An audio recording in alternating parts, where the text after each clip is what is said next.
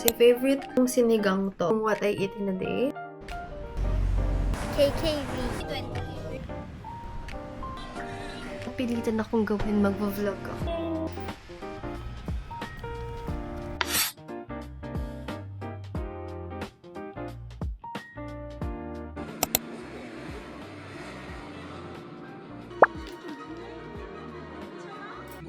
상생할 수 잔다고.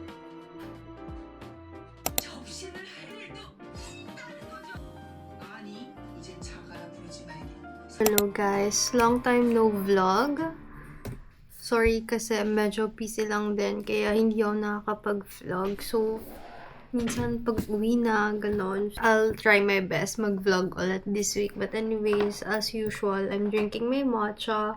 Hindi ko muna siya share yung ratio ko or yung kung paano ko siya gawin kasi tinatry ko pa siya. But parang tonight yung pinaka-okay na nagawa ko. So, try ko ulit siya tomorrow if same pa rin.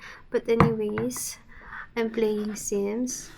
Ayan. So, manonood sana ako ng K-drama pero wala na ako mapanood kasi ongoing yung isa ko pinapanood and wala pa akong mahanap na K-drama na makakapag sa attention span ko kasi kakatapos ko lang ng My Royal Nemesis.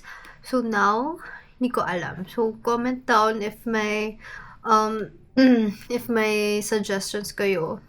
Parang medyo gusto ko yung medyo light rom-com lang kasi ayoko muna ng medyo mabibigat. So, ayun. Good morning guys. So, work from home today. And napuyat ako kagabi kakanood ng K-drama. I think yung pinapanood kong K-drama kagabi is Love Next Door. Ang tagal na nasa listahan ko yun, hindi ko matuloy-tuloy. I'm gonna share sa vlog na to yung what I eat in a day. Siguro work from home version. So, breakfast muna, egg and rice. Minsan talaga hindi ko talaga kayang hindi nagbe-breakfast kasi sumasakit talaga yung tiyan ko. So, breakfast person ako pero kahit konti lang okay na sa akin. So, ayun. After neto, saka ako gagawa ng matcha para may laman muna tiyan ko. And now, of course, may matcha. Girl, maling-mali tong decision ko na nagpalit na agad ako ng damit bago gumawa ng matcha kasi namansahan na siya. Pero, ito kasi yung may interviews ako now. So, para presentable naman ako. Gawin ako ng admin tasks before my calls. So, kumuha lang ako ng bread sa baba. Kasi kailangan ko ng energy. Dahil medyo puyat po tayo today. Pero isang bread na lang kasi magla-lunch na. So, baka hindi na naman ako makapag-lunch. And excited ako sa lunch today. Lunch time! Sinigang na bangus.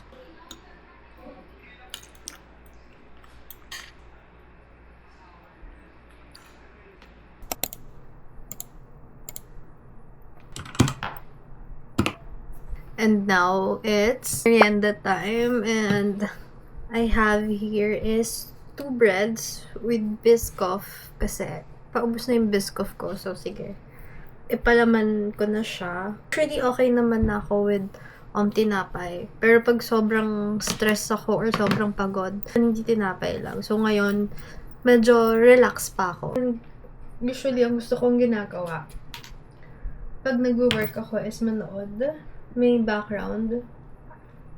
Pero ba't ang naisipan kong panoorin ay K-drama? Pero okay lang yan. Naintindihan ko naman ata. So, it's dinner time. Andito pa rin ako sa pwesto na to. Pero promise guys, umaalis naman ako here. Dito lang talaga ako usually kumakain. And nag-work. Wait, itawag ulit kita.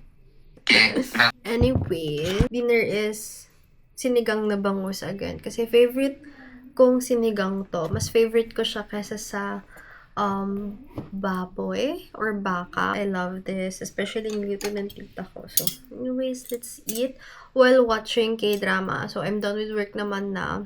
Napanood ko now is Resident Playbook. Tapos ko na yung Love Next Door. 나 지각할 뻔했잖아요. 안 한다고 해야죠. 한다는데 해서 나쁘게 했죠.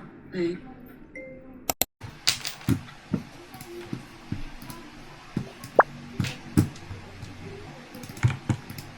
Gawa lang ako na project for work. I'm not yet done. Meron akong calendar. Naka-block sa calendar ko if gaano ko lang ba sila katagal gagamitin. Or gagawin pala, sorry.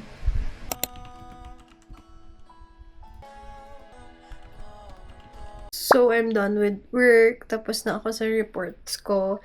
And now, pupunta kaming grocery kasi target kong bilhin is yogurt and yung Biscoff spread. Kasi naubos na. Kasi pinapalaman din siya here. Hindi lang for matcha.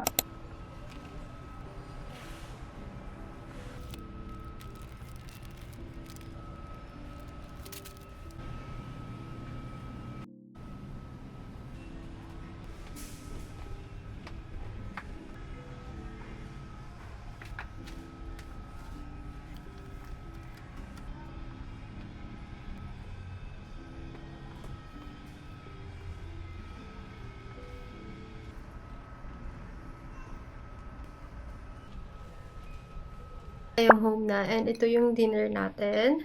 Bonara buldak and isang pirasong bread. Minsan lang to guys, kaya pagbigyan nyo na. Na lang inubos yung spicy kasi baka hindi ko ma-tolerate. Second matcha of the day. Feeling ko kailangan ko muna mag-pause sa matcha. Ganun talaga ako guys. Pag meron akong isang food or drinks na parang yung gusto kong ulit-ulitin. May face talaga ako ng ganito. So, mawawala din to.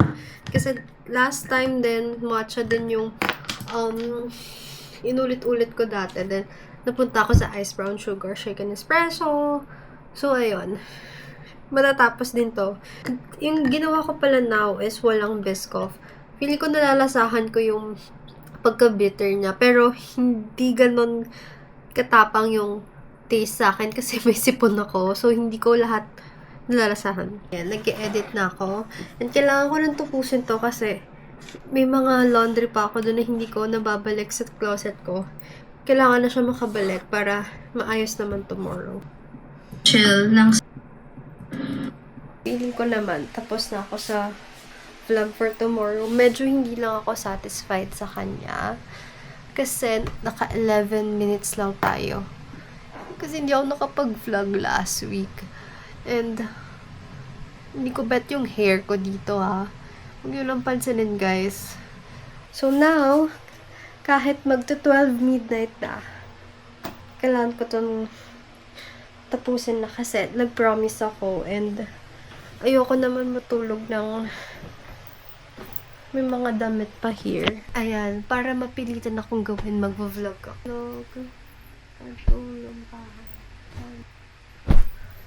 Puro pambahay lang pala to.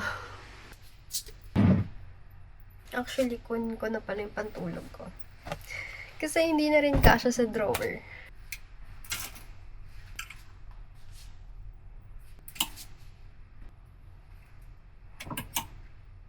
Happy weekend, everyone!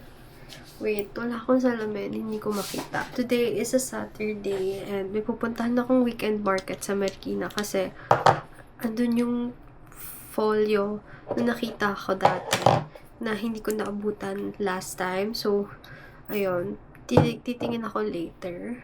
And then, kakatapos ko lang mag-makeup. So, ang kulang na lang is yung sa lips pero dry pa kasi yung lips ko. So, ang gagawin ko is maglalagay ako na itong lip elixir from Sunny's Face. Actually, bet ko to kasi effective siya sa akin. Sobrang dry ng lips ko, guys.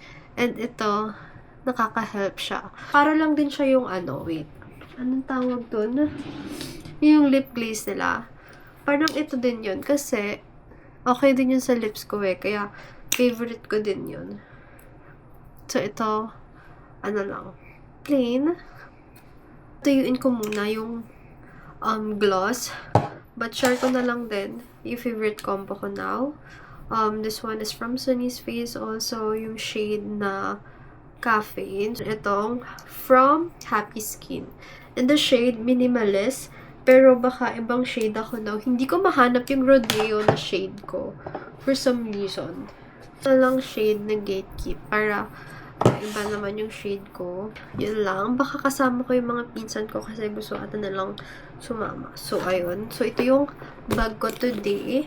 Ang laman lang naman nito is mga wallet and yung camera ko and then ilalagay ko na here. Kasi feeling ko, mamaya na lang ako maglalagay. May divider ba tawag dito? May insert ako. Ayan, kasi baka malagyan yung bag sa loob ng mga lipstick ko. And yung wallet ko, napansin ko parang may mga something. So, baka dahil sa mga sinasama ko sa kanya, like mga makeup, may glitters kasi siya. Hindi ko alam kung bakit.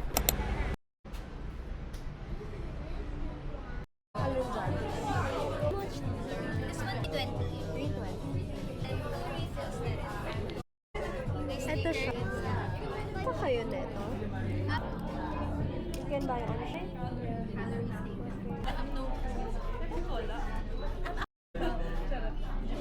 No, when I bought the first one. Is that Biscoff? But the one in school. So now, nasa Do Good Cafe kami kasi na-try ko yung hojicha nila last time and nagustuhan ko. Kung may nag-enjoy mag-matcha hopping sa akin, oh. Steak and Clubhouse. You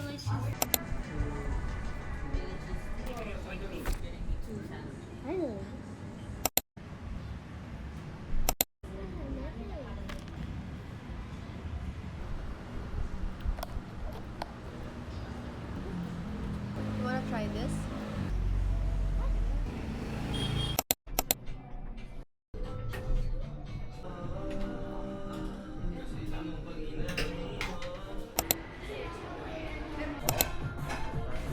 So, I am home na. And share ko lang very quick yung nakuha ko or yung nabili ko kanina sa weekend market. So, bumili ako ng bagong journal for A6. So, I got this one, yung clip. And then, oh, pretty! Oh! Sticker ba to? Mukhang sticker naman. So, I got, ayan. So, let's see. And then, bumili na rin ako ng mga keychain. This is 370s ata. Pero naka 500 ako dahil sa mga keychain. Ayan. Kasi, kasama na din yung sa mga mom ko. And sa pinsan ko. So, ito yung keychain na kinuha ko. Star, name, and butterfly. So, may kasama na siyang notebook. Siguro ito yung dadalhin ko if, kunwari magta-travel ako, ganun, or may pupuntahan. So, ganun ko gusto yung kulay, but I love brown din naman. Pero, dahil yung ganito, ito yung A6 ko, I don't know, medyo naboboringan na ako sa kanya. So, yun lang naman, and mag-journal ako tonight, kasi ilang araw na.